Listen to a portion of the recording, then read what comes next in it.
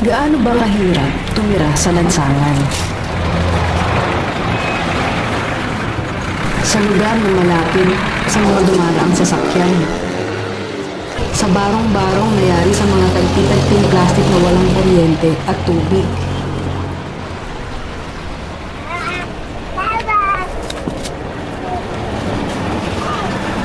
Dito ka lang din makakakita sa Pilipinas ng mga natutulog sa mga nakaparadang sasakyan, gaya nitong jeepney na to.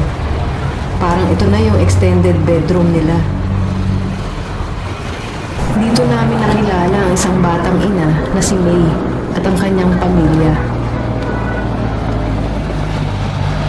Ako po si May. 20 anyos na po ako ngayon. Hindi na po ako makapag-aral dahil sa 12 anyos na lang po ako, nag-umpisa po ako. Mahirap po yung buhay namin. Dito lang po kami sa kalsada nakatira ng mga anak. Yung unang anak ko po, nandun po sa una kong asawa. May ayaw po sa akin ibigay kasi sa kalsada po ako nakatira. Tsaka, may pangalawa na po akong asawa. May tatlo na po yung anak ko, bukis po ako. Sa bago ko pong pamilya, ang anak ko po na si Shira May, ang ina ko ang gulang. Ang pangalawa ko po, si Revson, isang taon gulang po. Ang pinagbubuntis ko po, 4 months po. May 20 years old ka pa lang, no? Tapos mag-aapat na yung anak mo. May bala ka pang dagdagan. Maaari po, hindi na po kasi mahirap po yung buhay namin. Wala po akong trabaho, nagtatrabaho lang po sa amin. Yung asawa ko po sinubo, nagtrabaho niya po sa Megala. Sa mga oras na ito, wala yung kanyang asawa, nasa trabaho. Bali, anong trabaho ng asawa mo doon? Ayun po, nabili siya ng Megal. Ginagas niya po. Ayun po yung tinatrabaho niya siya, nagagaas, nagsiya, tsaka nag-ano sila na yung nag-i-steel brush, ginagawa sila. May ilang beses nagtatrabaho yung asawa mo sa loob ng isang linggo? Depende po. Minsan po 3 days, minsan po 4 days. Magkano sinasahod niya? 200 po. So kung 200, kung 4 na araw, 800. Kasi sa inyo yun? Hindi rin po. Kasi po nandun po yung mama ko. Kasama ko na sa sahod ng asawa ko. Yung mama ko, tsaka yung kapatid ko po bunso. Kaya hindi talaga kasa.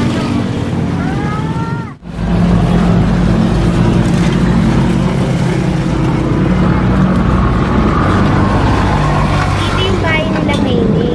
Bali, ang kasama niya rito, yung nanay niya, tsaka yung isang kapatid. Sa gilid lang sila ng kalsada naman. Meron silang kutsyon. Pulot lang nila to sa basurahan. Bali, dito sila natutulog din. Wala silang kuryente dito. Wala rin silang tubig. Tapos pag umuulan, tumutulo dito kasi puro plastic lang na ginagawa nila po. Hindi ka ba nahihirapan dito, May? Nahihirapan din po. Kasi po, pag dumadaan po yung ano ng gobyerno, sinasakta na lang po kami yung gamit namin. Kapag nasakta po yung mga gamit namin, iyak na lang po kami kasi hindi po talaga pagsamantala po. Hindi naman nakakabing kalsada lang po kami nakatira. Bangketa kasi itong pinatatayuan ng bahay nila, May. Bali, bawal talaga magtayo ng bahay dito. Kaya pag nadaanan sila ng truck ng gobyerno, kinukuha lahat ng gamit nila. Minsan po, pag may dumaan pong truck, kinukuha na lang po kagad yung gamit namin. Kung ninakon ko po, ayaw na po ibigay sa amin, iyak po ako ng iyak. Bitbit ko po yung dalawa ko ng anak ko. Hindi na nila sinuli. Hindi na po. Bukod sa sarili niyang pamilya, ang kasama niya sa buhay ay ang nanay niya at ang nakababatang kapatid.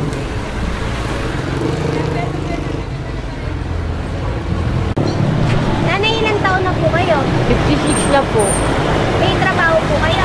Namumulot lang po kami ng mga plastic na makikita namin sa jam-jam para po may pagkili kami pagkain.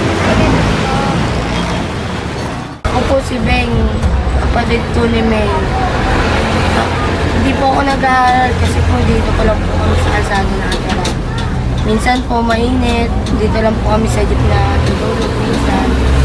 Minsan rin po umuulan. Kaya dito lang po kami sa jeep na tutulog.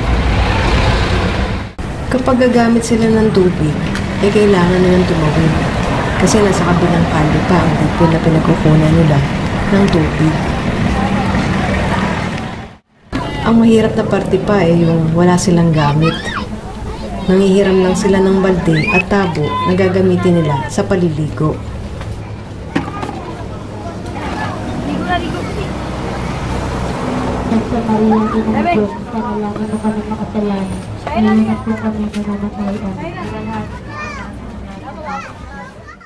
Kung mapapansin mo, ay malaki ang tiyan ng dalawang bata.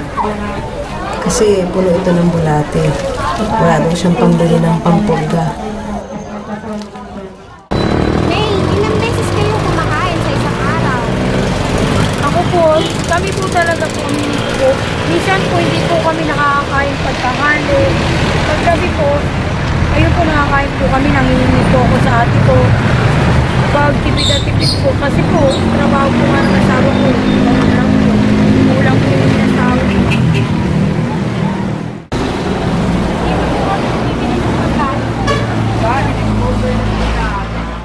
Dahil ito yung pananghalian nila ngayon. Bumili lang sila ng isang kanin at dito sa bangko.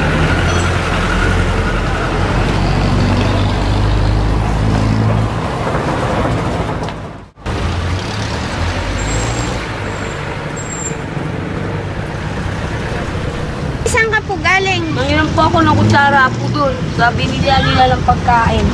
Oh. Yan.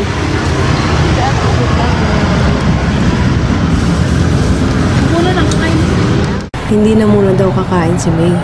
Hihintayin na lang daw muna niya ang asawa niya galing sa trabaho. Ang importante daw ay yung makakain ng mga bata. Pagtanghali, dito pinapatulog ni May ang mga anak niya kasi mainit to sa pwesto nila. Malapit din pala sa bahay nila nakatira ang ate ni May.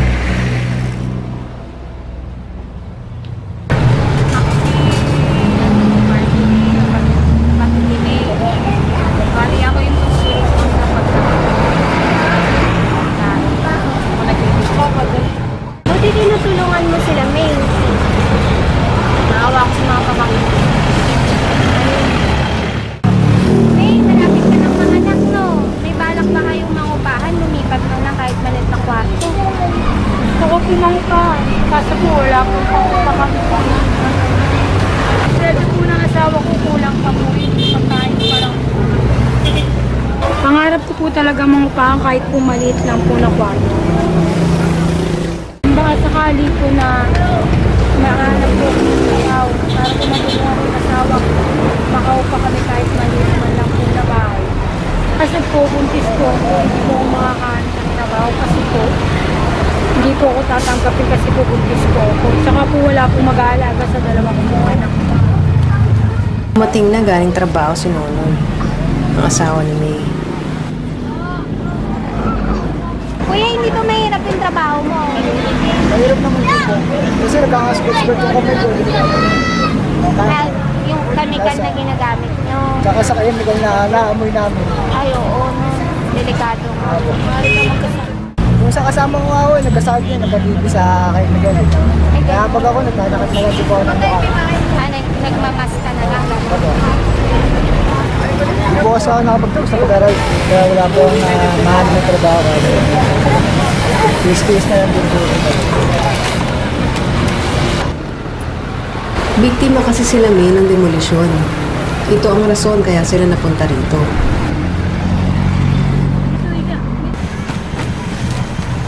Inayos na agad ng team namin ang munting sorpresa para sa pamilya ni May.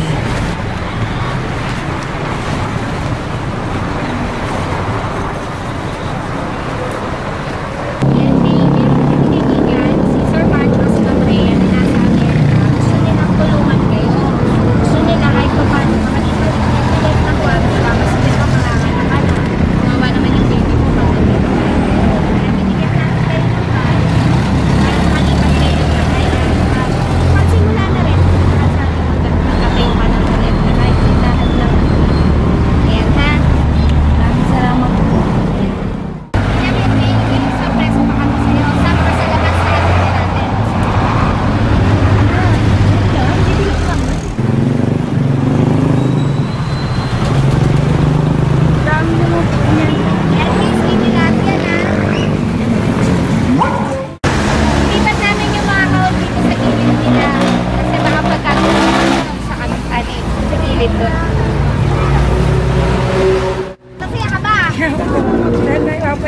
kasi dami.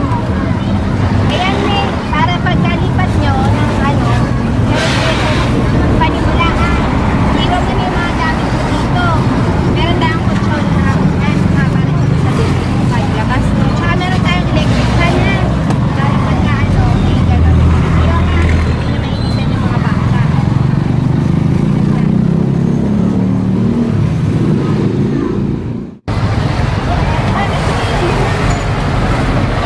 Okay lang yan. Para makapagsimula na kayo.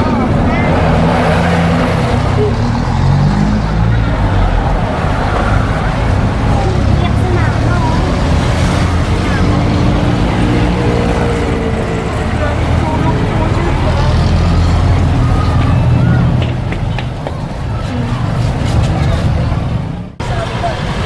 Hindi po araw-araw tumatik sa buhay po namin ito.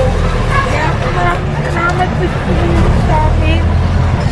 Makakasimula na po kami sa buhay namin po ng maayos. Saka po makakaupa na rin po kami ng bahay namin. Kahit maliit lang po. Okay na ba?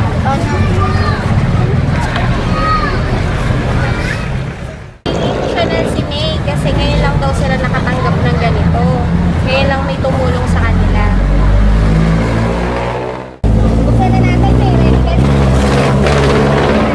Kaya,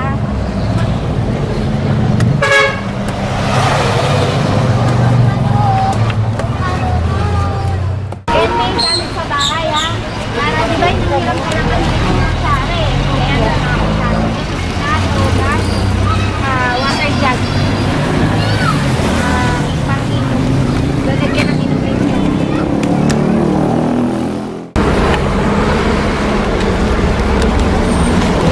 Ano mga gamit sa ano? Sa bahay din, May.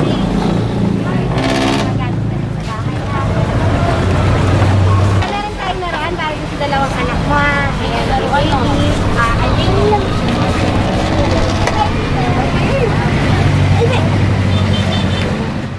Ayan, May, meron din tayo. Kahit ano yung para sa mga anak mo. Tapos, kape. Kape rin ng mga anak mo. Gatas, ha? Inom mo yung dalawang anak mo ng gatas. At saka merong gas. At syempre, may dala rin kaming iba't ibang dilata para sa kanila. Kami, may sabon ka rin.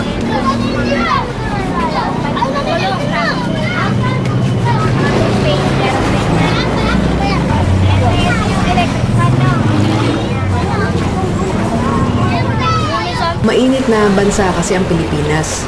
Kaya patok na gawing negosyo ang mga inumin, gaya ng tubig, juice, energy drink. Palamigin mo lang ito, sigurado madaling ibenta.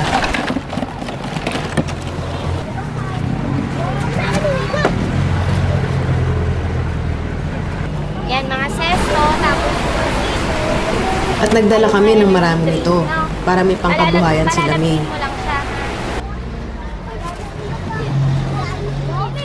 Saka mineral water, siyempre. Pwede mo ilagyan ng ano. Wow, ang ganda. Lalaro ka na naman. Tama ka nga sa lahat.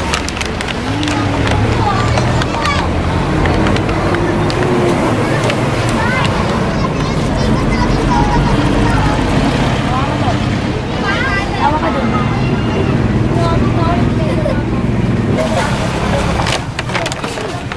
Ayun na ako ka dun.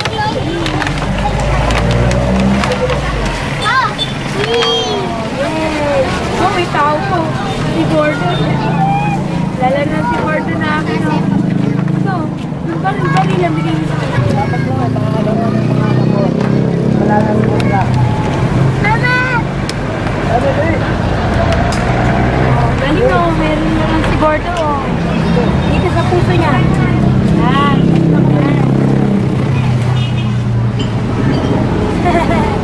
Galing niya.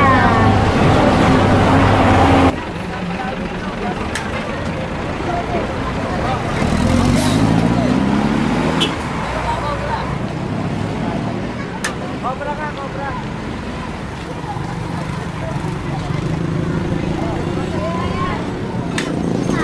Maraming nagbenta na po ako.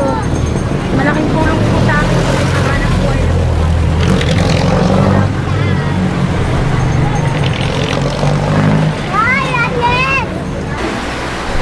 Nakalipat na agad sila May malapit sa trabaho ng kanyang asawa. Nagagamit na nila ang mga bago nilang gamit at higit sa lahat nakakatulog na ang mga bata ng maayos. At naku, si Rebson nakadiaper na. Bukod po sa tubig at energy drink, magkasari-sari store din po ako sa labas namin. Para po pandagdag po para po panggastos namin araw-araw.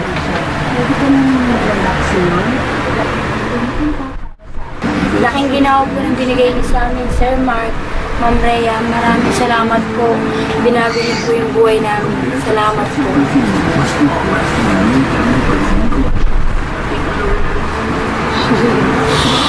Ano naman yan? Tutulog na sila maayos. Nakakatulog na po maayos yung mga anak ko. Hindi na po kami sa kalsada natutulog. May bulong na po kami maayos. May kuryente pa po kami. Yung nanay ko po, tsaka yung kapatid ko po, naiwan pa po dun sa tinutulugan namin kalsada. Pag may nabakante na pong bahay dito sa baba namin, nililipat ko na po rin sila.